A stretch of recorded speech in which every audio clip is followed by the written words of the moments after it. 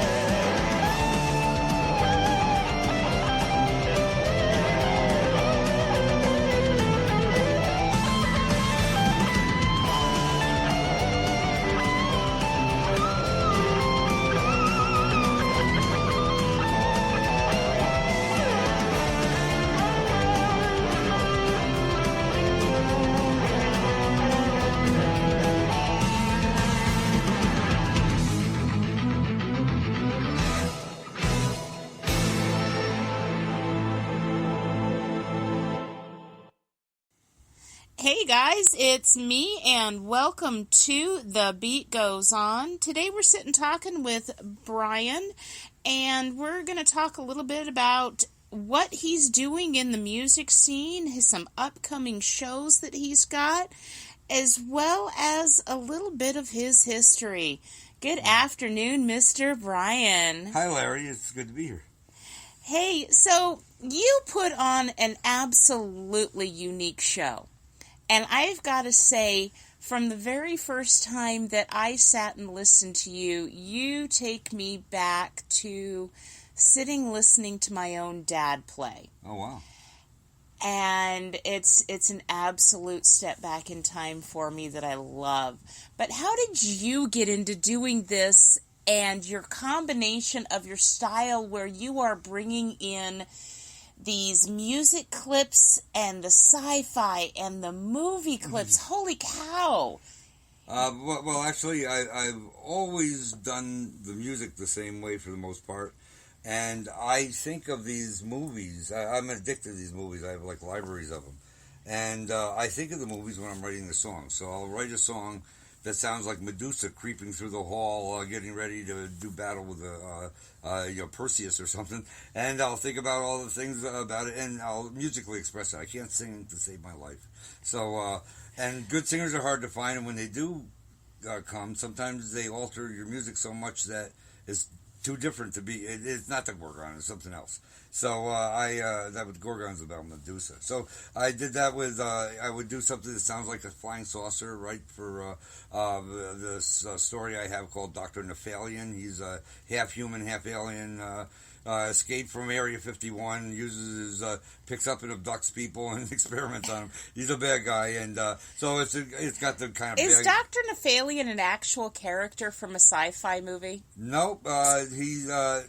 It came from originally. There's a movie, an old silent one called The Cabinet of Dr. Calgary, and I thought the name was cool. And then Nephalian is Nephilim and alien. Nephilim is angel.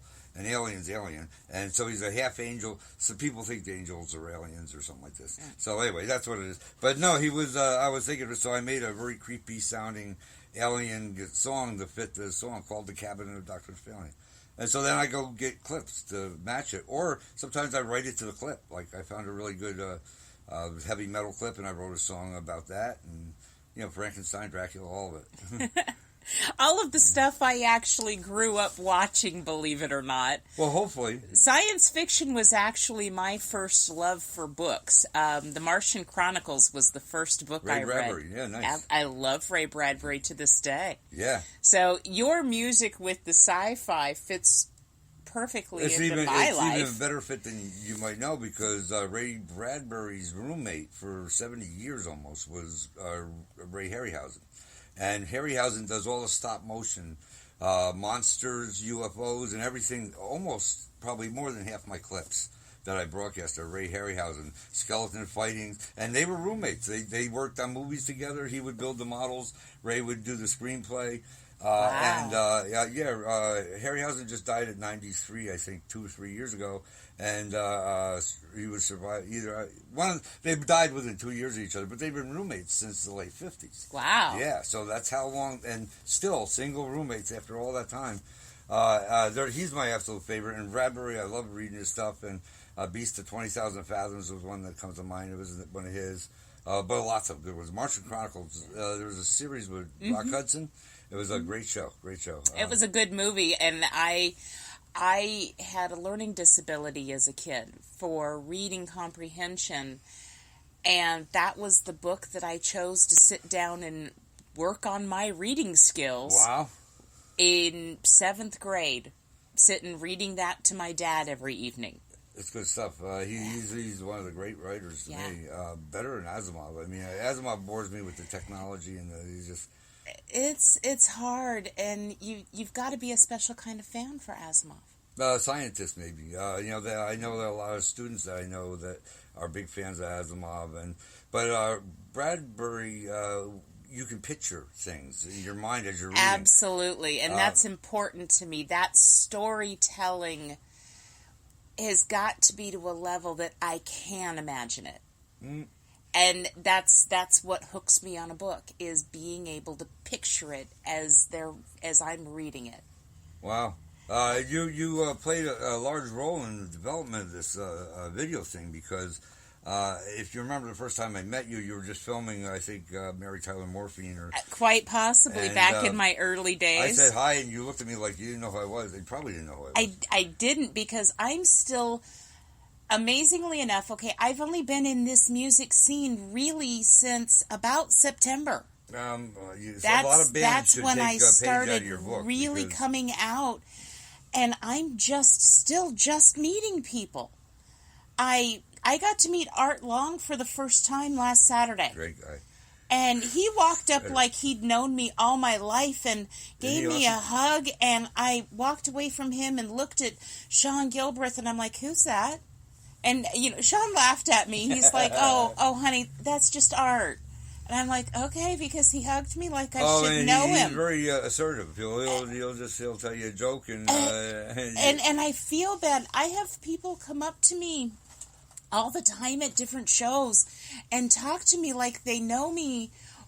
And I've got to pretend I know who they are and ask somebody else later so that I don't offend. Isn't that a great feeling, though? That you're sitting there talking, you know that there's something from somebody. Well, I was raised with very Southern standards of polite. Well, okay. And to not know somebody who knows me is shameful. So it's very hard on me when somebody walks up and they know me and I don't know them. I've got to remember that they know me because of the group, not because I've actually forgotten them. No, that's what comes into play, is I feel like, oh my God, have I forgotten somebody that was nice enough to introduce themselves to me? So, tell me, what's been your favorite song to work on, Bryon? I have an unfinished one that I've been working on that has eluded completion for a long time. And so I'm taking parts of it and I'm putting them out there as separate little parts of songs. It's a composition that rivals the Beethoven things I do. It's my own version of it. It's my favorite song. It's called The Werewolf of Carpathia. And I have not presented it in its entirety yet. I've done little parts of it here and there. I've had a guy come and write words about it to it. He's going to be doing that with me on Valentine's Day. But I actually didn't ask if he wanted to do it on the 7th. But it's about a werewolf, and it's about a love affair the mortal has with this woman in the Carpathian Mountains, a young girl, I suppose. And he's warning her not to stay around him, that he's bad news. He's telling her the whole thing, and she can't stand to let him go. And it just, the music tells that story without any words or without any pictures. And then when you put those pictures to it, which I don't know if you've seen the Videodyssey thing yet, but when you do, you'll recognize some of the melodies I've done. But you'll see where it's just like, whoa. It just... Well, and being a follower of science fantasy as well, the Carpathian Mountains are actually very well known for their werewolves in the science fantasy world of books and stuff. I always wondered why so many monsters came out of that area, but and it's an area I now want to go visit because of so many monsters have supposedly come out of there. So, out of the songs that you've come out with, the ones that are out there, because I want the fans to be able to go find it, and I want to play it for them. Okay. What's your favorite one that's out and about? Okay, probably the one that's out and about. My favorite would be, it's a tough one. I would say it's gonna be the Gorgon. The Gorgon. Yeah, which is so a slow, guys, heavy. Listen for it. Here it is for you, the Gorgon.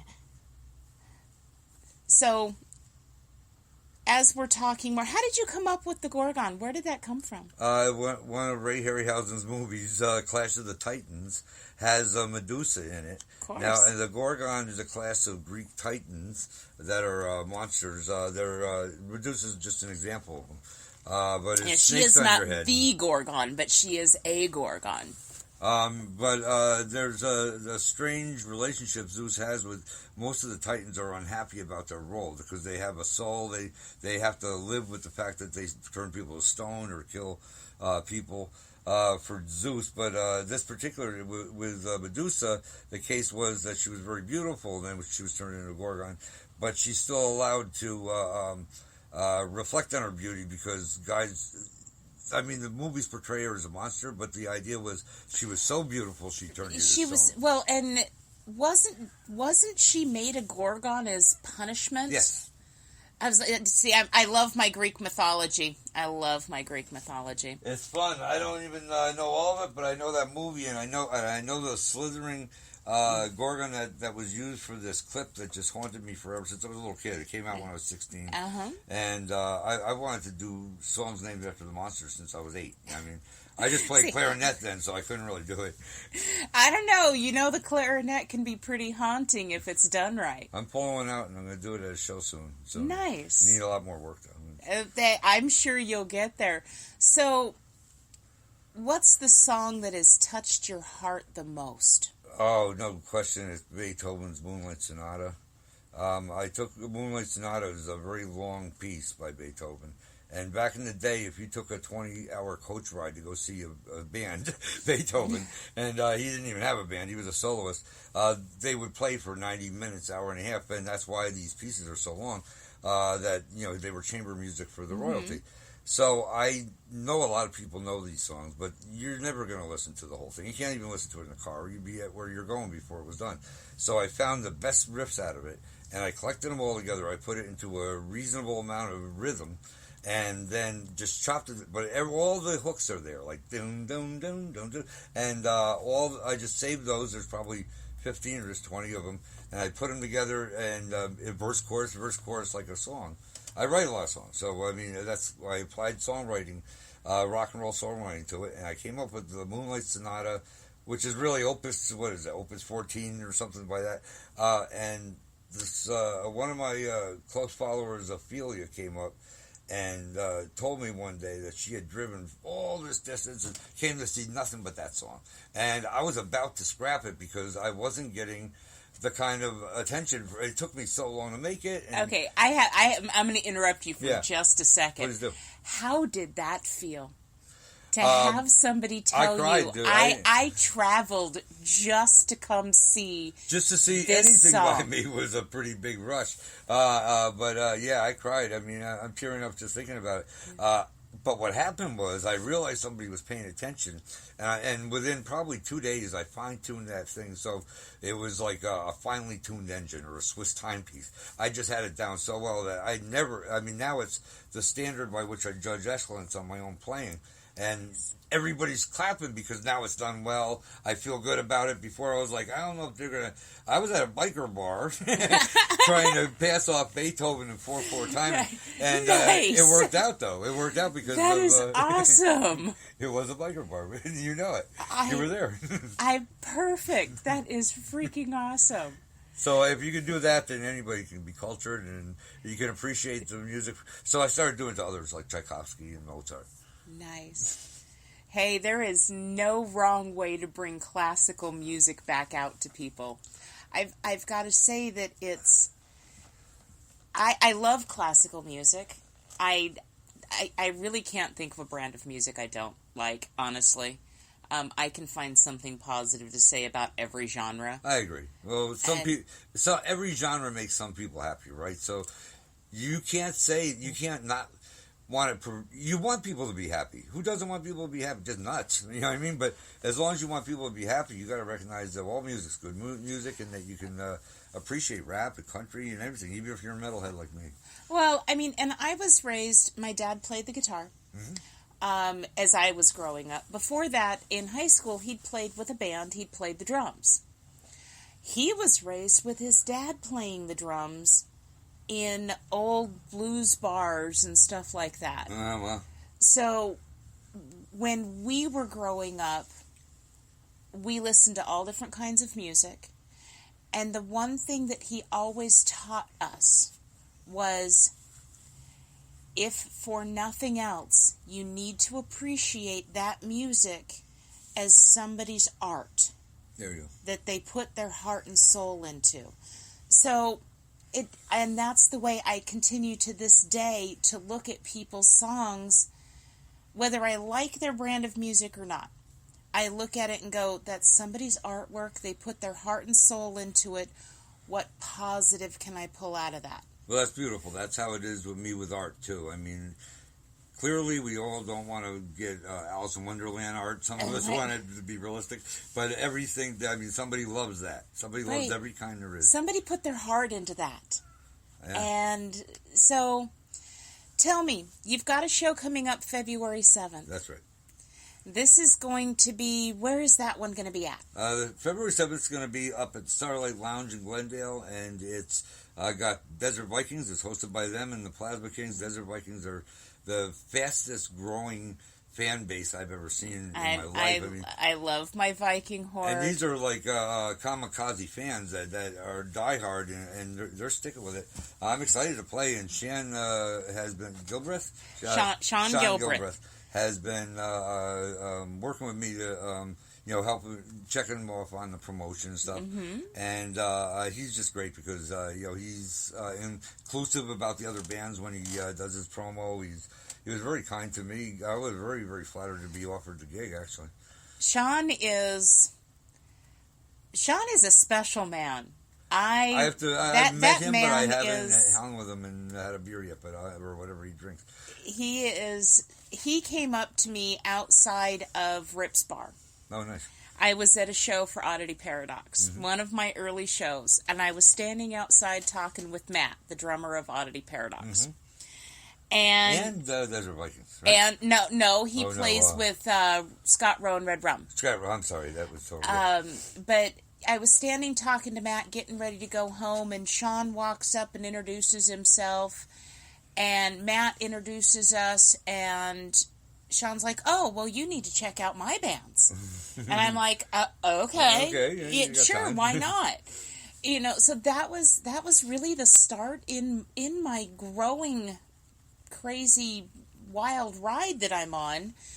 Was I went from just Oddity Paradox to Oddity Paradox, and at the time, Sean played for Scott Rowe Red Rum as well as Desert Vikings. And then he became my biggest cheerleader. Wow. Sean was We're the cheerleaders first for each other around here, and it's doing well. Sean was the first one to holler out about, "Hey guys, go check out this group called The Local Beat." He was the first one. And I'm like, good God, he doesn't know me from Adam. And he's cheering me on. So I'm really glad that he's reached out to you and brought you in on some of this. You're not going to find a better cheerleader out there than Sean. I'm so psyched about this show. It's the most potent lineup probably that I play. Well, certainly it's a whole different level of playing for me. I mean, I usually I've done this with my band is Zonk Alien, even though we're doing Video Odyssey. It's the same band. It's just that we have a video component when we're doing Video Odyssey. And we've played Time Out Lounge, Club Red, a couple things like this, but not with other bands that we were friends with and looked up to. You know what I mean? And bands of this nature, like I got to play with Crowning Thieves recently at the Tat thing with Rich Ornelas, but I generally have not played with bands that I follow. You know what I mean? Like I love Empire of Desire. I love Stark's has played with them. Yes, he has. New Year's Eve, as a matter of fact. Sexist music, stuff like this. But I have not played with Desert Vikings, and to me, that's as good as it gets. And I'm going to be so psyched to do that show. You're going to become a part of the horde. I'm telling you, I hope so. It doesn't take much for them to start including people in a part of their horde, and once you're in the horde, you're in a pretty darn good family. Well, I'm trying hard to impress them, too. I wanted to do a lot of good promo for the show and let my fans know that that's the biggest, to me, that's the biggest show right now. I got other ones coming up even immediately after, but it's different kinds of music, too. I mean, I have a punk show on Valentine's Day. Nice. The Valentine's Day Massacre. I just saw a show poster come out for that, as a matter of fact. Yeah, it's got a pretty lethal lineup of good punk bands, though. It's not like all, you know what I mean? It's a mix of punk genre, and punk tends to cross genre borders all the time. I mean, what have been some of your favorite bands to play with so far? That have been on bills that I accompanied? Crowning Thieves, beyond a doubt, was topped almost all of them. Illuminatus is another one. They're a sleeper band. Illuminatus, she is a beautiful singer. Well, that whole band is just like professors of music, if you ask me. But they are and good. one of them is 18, Conrad there, and he's like the god of guitar. There's not a guitar player around here who doesn't recognize him as the authority on guitar. I mean, there's not. There's faster. There's certainly more famous and accomplished, but that guy is just getting started. I mean, these guys I'm talking about are, we've been doing this a while. For years. Yeah, then when I'm learning how to do stuff off of this 17-year-old kid. It's a little humbling, isn't it? It made me rethink our rock music is safe in the hands of the younger generation. Absolutely, it is. God, I hope so, because I would hate to lose it. Well, it might never be in pop again. I mean, when you listen to radio, you can almost sometimes expect an absence of guitar, but I mean, so many people like it. It may not have the same home it did. Maybe bars with bands isn't going to be where it's going to evolve to in the next century, but there will be rock music because it represents a kind of feeling you have. And to me, I don't try to write rock. That's how it comes out. And I think that's how it's got to be for everybody, right? They're not. And I mean, I'm not one to write music. I've never written music. But music, to me, I've said it before, I'll say it again, I will always say it. Music heals. Yeah, you're right about that. And it doesn't, somebody recently posted a meme on Facebook. Music doesn't just heal the musician. It heals the audience, too. Absolutely. It's one of the reasons that I look towards country music so often, because I've never had something come up in my life that I couldn't find a country song to match. Oh, really? Well, it could be bad depending on the country song. But the fact that I can find somebody singing a song that's expressing what I'm feeling at that moment. That's important to me. That helps me heal. Now, there's a lot of rock and roll songs out there that when I need a pick-me-up, I know what I'm going to.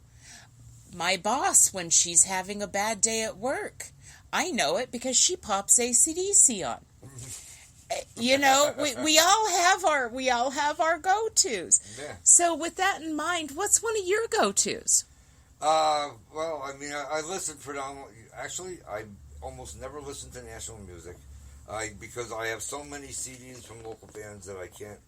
There's no time. I mean, if I'm in the car and my favorite band comes on, which would be probably Scorpions or old Scorpions. Some heavy stuff like that. But that would be if I really need if I need music therapy. I would listen to a guy named Uli John Roth, and if you don't know, he's the original guitarist in the Scorpions, and he does what I'm trying to do so perfectly that I will be in the grave trying to match his simplest work. I've seen him 7-8 times, done clinics with him a lot. I learned a lot from him personally, and watching him, just beautiful. It sounds like a violin, like a Stradivarius, to doing a Mozart or something in a huge chamber hall or something. It's just hard to imagine. Go look him up after. He's worth it. Or I'll send you a link. Absolutely, I'd love to see it. Yeah, he's a great player. That's where I get my buzz out of music. So, to date, what do you feel that your greatest achievement has been? Doing this Videodyssey, doing a solo show. It was a last resort to do this because I've been trying to do some songs with a bunch of bands, and none of the bands liked the songs. And I would move from band to band. I still play with some of these guys. I mean, they asked me to come and play bass, guitar, whatever for them. And we do songs we wrote together. But I had these songs, these monster songs. I never got to do them. I had people tell me they sucked. I had people argue with me about doing them, and I never got to do them. And then I said one day I was going to just create all the tracks. I could play all the instruments I want, right? So my backtracks are me playing. They're me doing the bass, me doing keyboards, me doing either synthetic or real drum samples. That's what they were. And I went out one day doing that at Club Red, and it was such a crowd that I was like, this is crazy. They rewarded me for doing this, and I've been on that trip ever since, and Randy does it with me. Randy's he's like sort of bass player. He's a utility string player. He's really good, but he's also a technical advisor. He plays a lot more than, and he will play a lot more too, because we just got started. We've had a few gigs, you know what I mean? Like, I think we've done Videodyssey, and they've all been short half-hour shows or less. This will be the first one on the 7th. It's going to be, he told me I could take up to an hour. I'll take like 40 minutes with setup, but it'll project a little bigger than that big giant. It's about 10 feet by 9 feet square. In good color. It'll be like a drive-in, heavy metal drive-in. Nice. A sci-fi heavy metal drive-in. There's mostly sci-fi and horror. I mean, it goes from Dracula, Frankenstein, The Mummy, all the Universal horror ones. Absolutely. And then a whole bunch of the... All you're missing is Elvira to do your announcing. We have Stark for that. That's it. I want to see Stark dressed up as Elvira. You guys, you got to help me make that happen. We need Stark dressed up as Elvira. He killed it at the 50s show. Oh, my God. That guy was the entertainer of the year, man. I have yet to see a show that he's done that he hasn't killed it at. I guess you're right. I guess you're right with that. I'm just starting to MC shows. New Year's Eve was the first time they had managed to get a mic in my hands. And let me tell you, I didn't like it. Oh, wow. You got to talk to the audience. I am a very shy person. Oh, okay. Well, you're getting over it. I have no choice, and it's Sean's fault. Because he told me he expects me to start MCing, and I'm like, but no, and he's like, oh, yeah. Hooray for him then, because you should MC. You excite people. I get excited when you're involved in a show that I'm going to be playing. My whole goal is to just get the music out. It's it. Well, I want the music out there. I went there. I literally went there to find out what was playing a couple weeks ago when I wasn't on the bill anywhere, and I didn't know. Nobody had invited me to it. I usually get a lot of crazy invites, but I got nothing that was in my newsfeed that was me. And I went to your page, and there you got 4 posters on one post. Mm-hmm. And I was like, absolutely, yeah, that was great. That was great. That was. Wow. So we're grateful to all the work you do. And Larry, you just came like a blizzard and just buried everybody in snow. Well, no, I am not burying y'all in snow. I am absolutely burying you all in some of the best local music I can get my hands on. Well, thank you for having the taste of that. All the bands I've seen you salute have been great bands, and There's so many great bands here, and you know what? Though people are finding out more about that because of you. Oh my God, the local music scene here in Phoenix is incredible. Talent-wise, it's like bubbling over. Oh my God, absolutely. So tell me a little bit more about Ankh Alien. Tell me about your bandmates. Okay, my bandmates. I'm doing an album, so we haven't had many Ankh Alien live performances. Randy Black has been with me since the very first one. The name came out of his band, which was Amun Tath, and that's, I think, the character that weighs the heart of the Egyptian person to see if it's too heavy to enter the afterlife. That's Amun Tath, and so we wanted to get an Egyptian alien thing. I was from Angels and Aliens before this, but I've been into my favorite band, I suppose. You asked me earlier, I forgot these guys. UFO, which was part of Scorpions, kind of. It had Michael Schenker in it. Since UFO, I've always had a thing about aliens. I have not seen one. Nothing ever picked me up. I have friends and relatives that have, but it's just the whole phenomenon just blows me away that there's 8 million people that say that they were from me to you to an alien at some point. And that's a huge amount of people. Very small number in the population, but I'm just excited. That's still a large number. It doesn't matter how big it is populated. That's a large number. If say anything, you got to check it out at least. What the hell's going on? You got to at least question it. Yeah, there's something going on. Whether it's government or whatever it was. So we did Ankh Alien, and we started thinking along the ideas of ancient Egypt being influenced by aliens when they built the pyramids, which is... Well, and that's a big thing out there. There's a lot of people that believe in that. They do. I'm an anthropologist. I actually don't buy into that so much, but I do absolutely believe that there's probably some kind of life out there, and that we probably wouldn't be real intelligent to it if we have trouble reaching our own moon, and if these guys are coming, they're coming from across galaxies. Hopefully, and God forbid they see us lately. They'd really think we were unintelligent with some of the stupidity we've got happening. Well, you sure could say that again. Actually, I couldn't think of a time in human history where it would have been to our benefit for them to show up so far. Because if the further back you go, I mean, people are clubbing each other over the head more and more. We just do it more efficiently now, I think. Right. And I mean, I don't want to speak politically. It doesn't matter to me what side of the agenda people are on. All I can say is it's just getting real scary out there, no matter what side of the fence you're on. Well, there's a lot of people that have to get along, and it's growing every day. I mean, I was born, there was less than 1 billion people when I was born. Now there's 7 or 8, and there's going to be 13 in another 10 years, and we're going to have to share shit. Sorry about the language, but we're going to have to share things that we never thought we'd have to. Space on the road. I mean, it's still a finite, small planet. It's not getting any bigger. Yeah, the planet's not growing, just the number of people on it. Yeah, and you can't tell people not to have kids. And kids are. We wouldn't have an opinion if people didn't have kids. So you know what I mean. We want to. I don't know what to do about it. I just know that the more you can be peaceful to people and not stir up not offend them, not be kind to them. Where if they're not eating, give them something. Don't care if they spend it on beer. Just give them $1. I mean, if they're that poor and they're asking for $1, I give it to them. You know, I mean, I'm a social conservative or fiscal conservative anyway, but I'm a social liberal at the same time. You know, so it's. I let people, fight for my vote. There you go.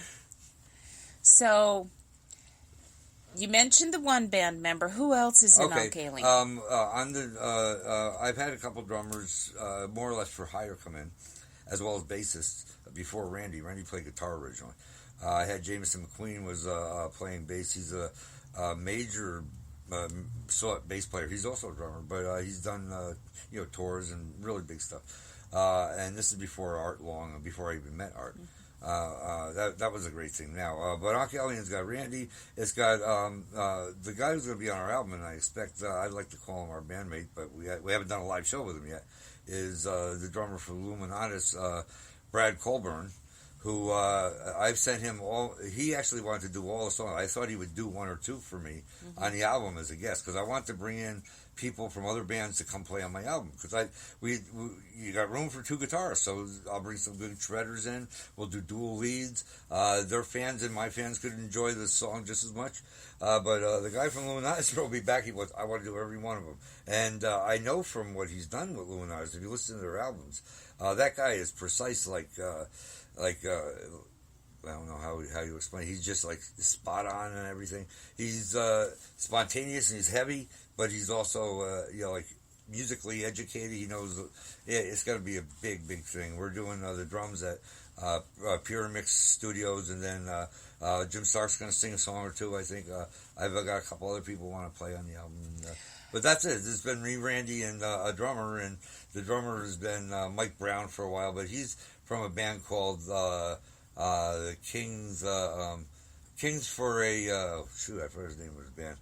They actually moved to California, but he played with me after they did that. He's a good drummer, but the Luminous drummer is that's like having almost like a Neil Peart, Rush kind of drummer. Who knows when not to play and when to go crazy? Yeah, I love his drumming. Love his drumming. He's just that says a lot to call him.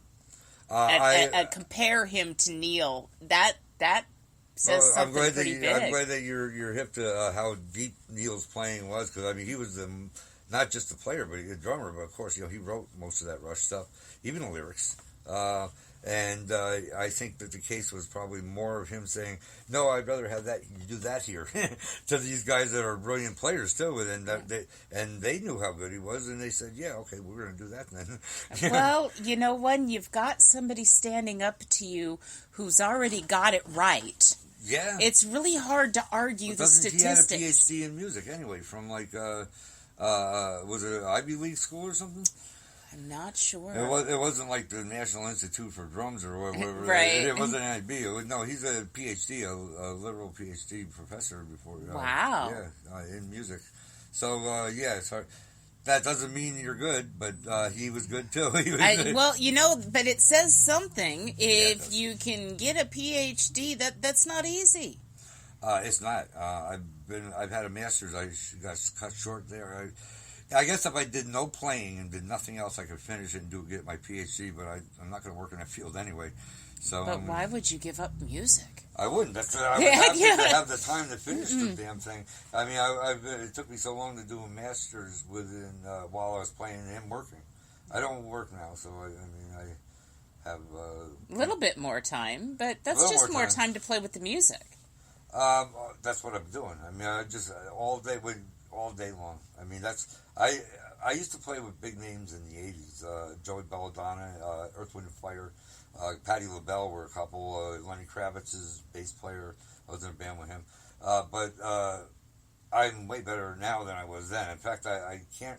So that's because of practice, and it's because of playing with people of the caliber of the musicians around here, like Conrad Varela, or there's a band, Beast of Bailey Downs, their guitar player. He just does stuff that I spend weeks on, just instantly and flawlessly, just to check his speakers, just to see. And that's my big finale. How jealous does that make you that somebody can it sit just makes me want to keep practicing so I can do it.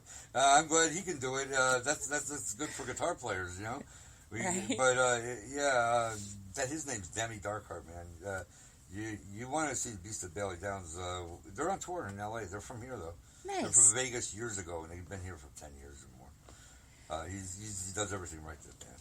It's kind of punk. So, metal. If you had one band that you could pick any band you wanted to play with, who would it be? To have on a bill, or to no, join to them on actually stage? Join and play with them. I'd have to have a band that I could pull the lead off that I wanted to play then, and to do that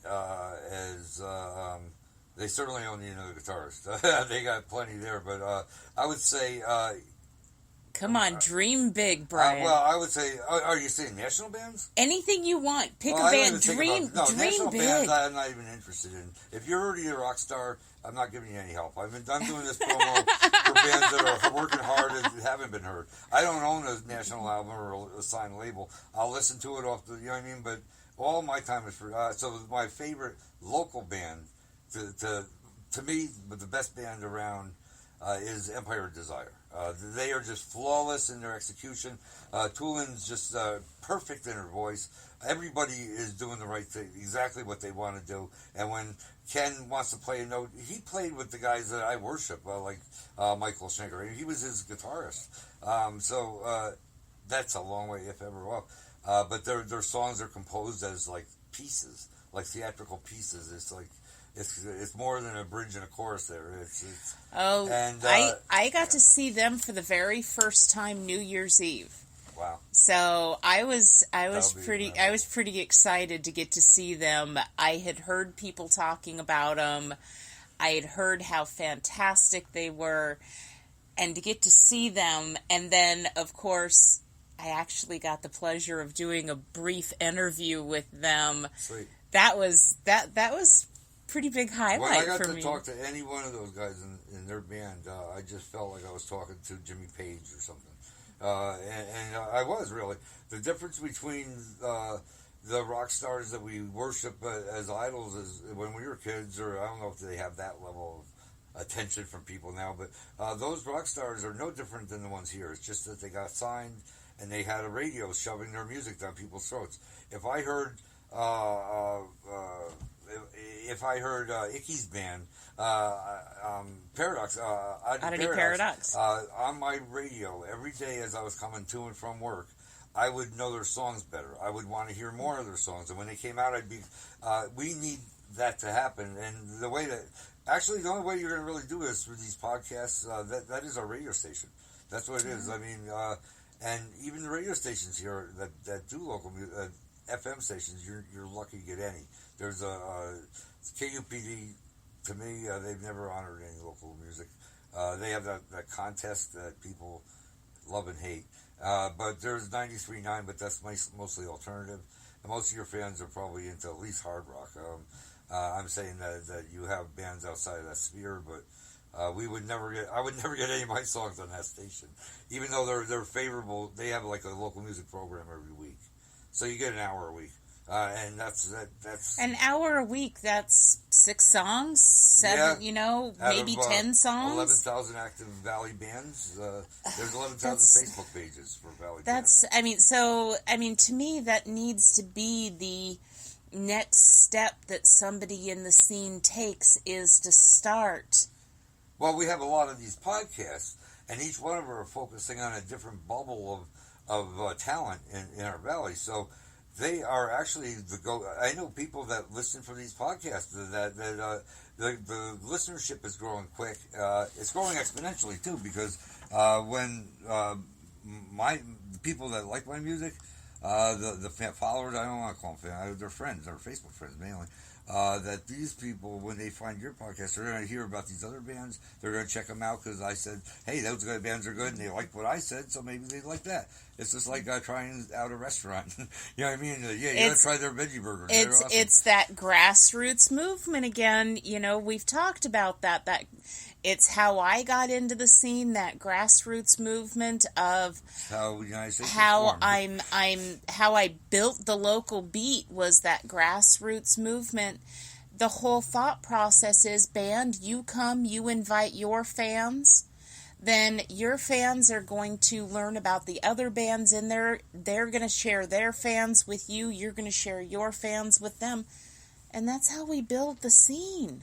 It's amazing what can be done with just a few people cheering on the rest, and that empowers people. I mean, when you do this, when I met you, a month ago, maybe a month and a half, 2, maybe you had 2 months ago, 100 likes on your Facebook a couple hundred and people. You're pushing 1,000 now. No, 800 and something. Well, back when we met, I was below 500. Okay.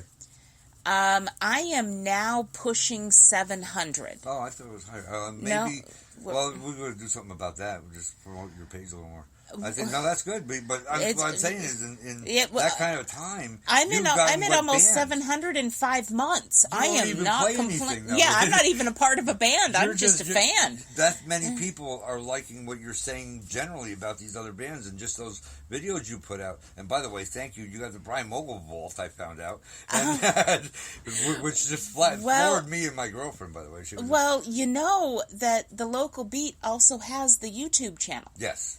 And so all of those videos that I take when I go out and about get posted on our YouTube channel. I was surprised to find that I had more there than I had seen on Facebook. I try to keep up with it. Things are going to get by you when you got that many friends, but YouTube, you know what? I saw like 3 of them or something. I was like, crazy. I 3 or 4 on there. I just actually looked the other day to see, because I was trying to see, it was back in October that we met. That was the first time I videoed you, was your show that you did at Gypsies in October. Yes. And in early October. Mm-hmm. So that's how long I've been aware of you and how long I've had you on the local beat. And look what you've done for me. I mean, just in that short time, I mean, you've gotten thousands of people to watch my videos, because some of those views on mine, well, it's a big snowball that's just gaining momentum in size as it's rolling down. And I am happy to see it happening. It makes me so happy when I hear from a band that the work that I'm putting in is paying off. Oh, it's more than paying off. Now we're relying on it. Well, to keep fighting to where we are to get known. To get our music to more people. That's it. That's the goal. That's my goal. That's all you can say. I mean, if it's not a rock stardom thing, it's not an ego thing. It's just that you know that your music does something for people. It soothes me when I play my music. I feel like I'm in a whole different world. I'm on the Pirates of the Caribbean ride. You are in your own special little subspace when you are on that stage. No, thanks, and I hope that somebody else is. I know some people are, and if that's the case, then it helps them or gives them that space that much to enjoy my art. I mean, I just want more people to hear it, and I want to hear more. I mean, I love some of the bands I hear. I want to hear more than what they have. I mean, I have their CD. I got CDs all over the place. I got all their CDs, some of them, and I was just like, they could do more. There's something else. You know what I mean? Well, that's my goal, is to help them all do more. I have had, from day one, I have had people come to me and say, "Why are you doing this?" Number one, that hurts my heart. Oh, because they think you have an agenda? That hurts my heart when the tone of their voice is they're suspicious. And this isn't about that. This is about, I love music. I love remember music. People like this. You see, that's the thing is, I think maybe this day and age it's harder to convince people that you actually like music or like their music that much that you would come and see it and film it and promote it and stay up late and talk about it. I mean, that's what we used to do. We used to mark on our refrigerator the bands coming around, and we wouldn't think of not going to see bands on a weekend. I mean, that was what you did. Well, and it's difficult for me because I go to a Friday night show. Mm-hmm. And I'll get out of there at 2 in the morning, and I have to get up on Saturdays and go work my paying job. Yeah, you're a trooper though. You get there like early. You stay till the last band packs up usually, and I'm just so grateful to everything you do for all of us. The funny thing is I've got residents that come check in on me on Saturdays and Sundays to find out. Exactly. They come into the office just to find out what bands I've been out watching lately, and I spend as much time talking about the local music scene as I do working on my actual job. Well, good. I promote the local scene at least 40 hours a week between these podcasts that I'm now doing, between the local beat, and I'm just loving what you guys are doing. And I want to get back to you because, God, we've gotten so sidetracked. Mm-hmm. And it's so easy for me to do, but I want to get back to you. I love the different genres that you pull together for your videos. Yeah, they're not one kind of music, yeah. You are pulling in classical music. You are pulling in the heavy metal, the rock, your own special blend of... It's better than those special blends of coffee because it's a special blend of music. It is. It's a bunch of influences that have come to merge after a long time, I think. And you do it with such savvy that I don't... so sweet to say. I don't think people even realize the different influences they are hearing when they hear your music. Well, how flattering is that? I am influenced by a great many sources. I played with the Marine Corps band, so I have marching music in me too, and that's where the composing comes from, because I would have to write out things for like baritone and stuff. So now I can hear the bass playing on my next song, and I hear the drums too. Now, the bass player might not want to hear that, but that's why I'm playing it myself. But in my case, it's been very, very fortunate that people like playing it. Yeah, it's everything from...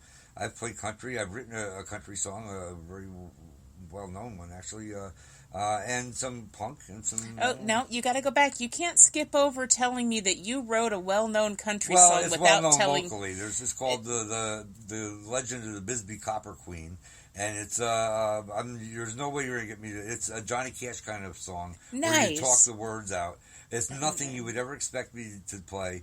But Doesn't someday matter. I'm going to It's do a show with nothing but a bunch of that I wrote. It doesn't matter. I am a country girl at heart, so you can't mention country without expanding on it. Okay. Well, then I will grab an acoustic and at a upcoming show I'll do a free out back or something. Absolutely. I don't want to get stoned, but by the fans.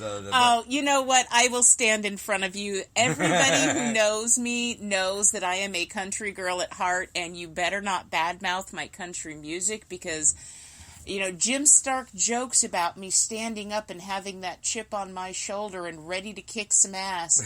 One of the quickest ways to bring that out in me is to start badmouthing my country upbringing. That's not even going to happen. Country has got more root in blues than I think actually country is probably the root of blues because Hank Williams Jr. and stuff like that was more blues than it was anything else back then. It was just, that kind of progression that, well, we knew this from this last 50s show. I never thought to learn the platters, and I was like, wow, I took it apart. And I was like, but it was still heavy blues to me. Well, I made it heavy blues, but it was blues. It was guys got up there. Holy cow. Guys, if you have a chance to hit those videos on the local beat of the 50s show, I know I didn't get very many of Jim Stark and the Face Melters. I just made that name up. But you know what? It totally works. I love it. When you guys have a chance, absolutely go check out any of the videos from the 50s show. Yeah, Adi did some great ones, and Scott. It was hilarious. And some of those videos, you can see the people getting up on the dance floor and dancing to that old 50s music. How did you pull together with, number one, who was all in that band that you guys pulled together? That band was, back in October, I made a post saying I would really love these guys to be on my album or do a live performance. So I listed Jim Stark and Art Long. Art Long because I saw him play with Terry Babbitts from Sick Black Automatica back at a show I called the Face Melter Jam, and it was all these guitarists one after another coming up and just shredding over tracks. But Terry brought a live bass player, Art Long, and a good drummer too, Mallow Six Killer from Mallow Did Intro, and I wanted that bass. I saw him. I said, "Oh wow, that guy." Would just be the best bass player ever to play with, and he's like a guitar player. He does hammer-ons, tapping, and just always doing something clever on the bass. And he had a drummer. I ended up doing an interview for Desert Detonation. It was also a podcast, and we played at the end of it, and I got to play with Art.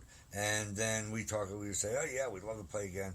And then Stark got this the first opening role at the show, right? And he said, "Do you want to do it?" I was going to do it with tracks originally, and he said, "Would you like to see if Art wants to play?" I said, "Yeah, screw the tracks. I mean, the tracks were the last resort. That was nobody got that.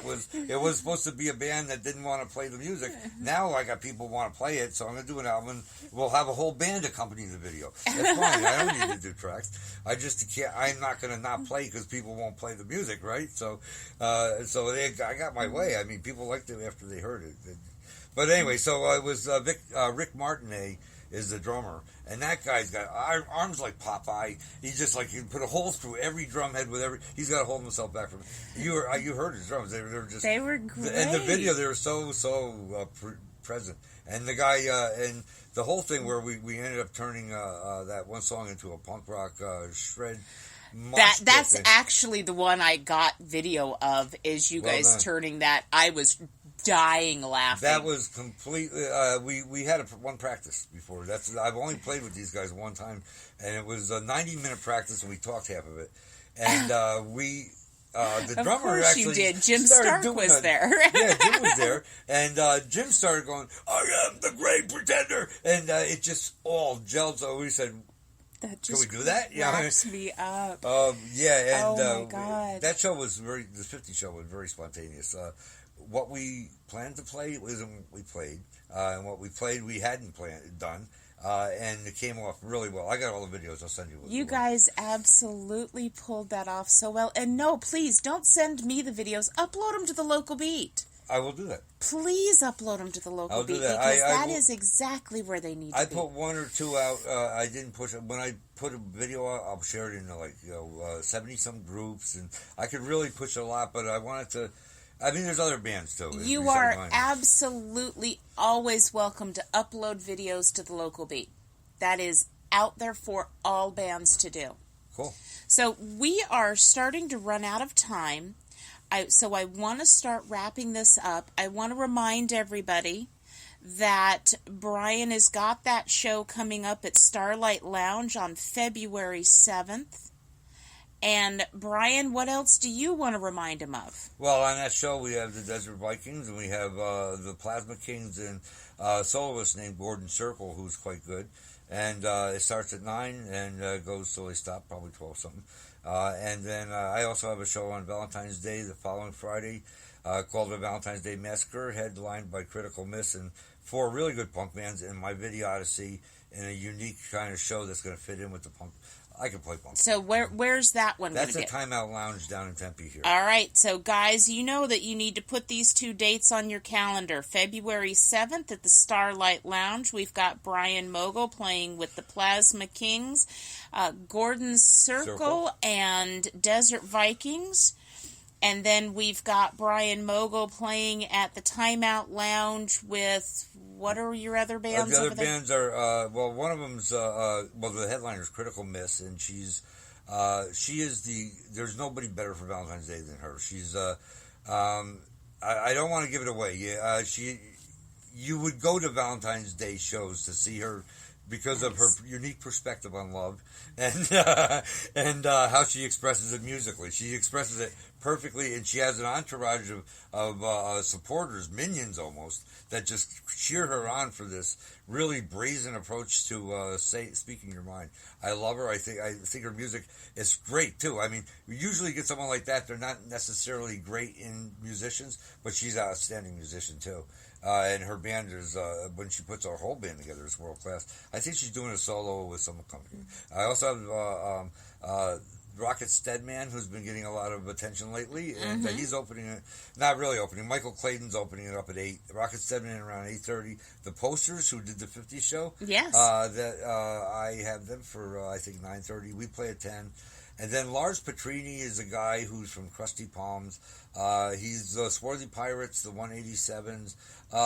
He has a bunch of different projects, but it's Lars that's the writer, and his songs are he's the only guy who ever wrote words to any of my music. Nice. And, yeah, so we're going to do something together. And then it's going to end with Critical Miss, so it's going to be a good show. Awesome. All right, so those 2 shows, February 7th at the Starlight Lounge and February 14th at the Timeout Lounge.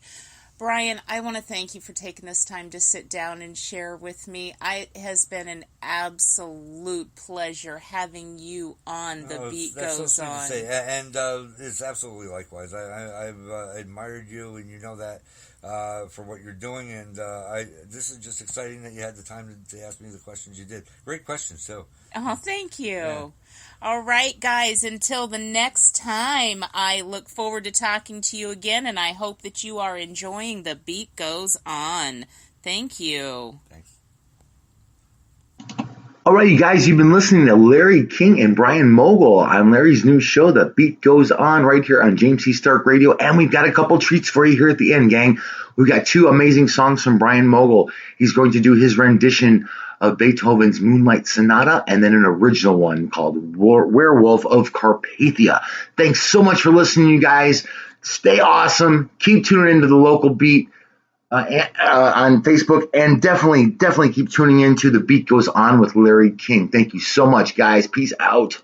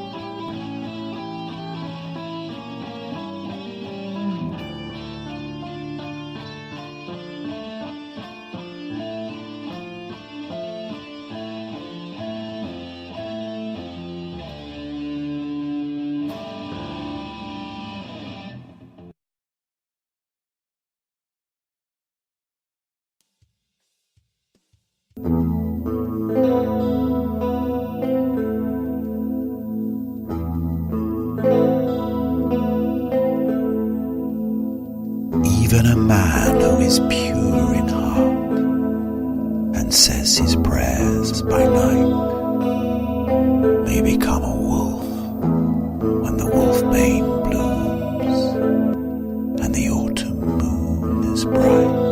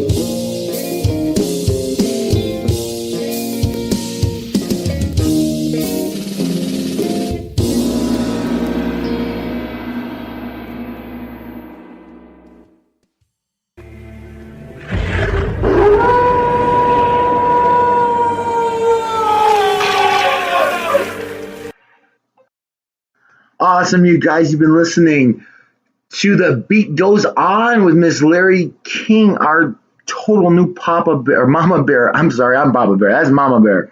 She's got us all in great hands. You were listening to Bryon Mogul and Lars Petrini on vocals there with World of Carpathia. Stick around, guys. Tune in. It's a blessing to have Larri be a part of our gig. You guys hit us up. Our new email is jcsradio, James C. Starke Radio, get it? jcsradio@yahoo.com. Send in your music, send in your ideas. Let's get you on the show. Also, give me a call, 623-910-0265. Again, that number is 623-910-0265. Let's get you guys all on here, broadcasting worldwide. And now I got a killer buddy helping us out, man. Larri is a great asset to the show. I can't thank her enough. You guys, be positive, stay positive, don't drink and drive. I want to still see you at the shows next weekend. Peace. I'm out of here. You guys are great.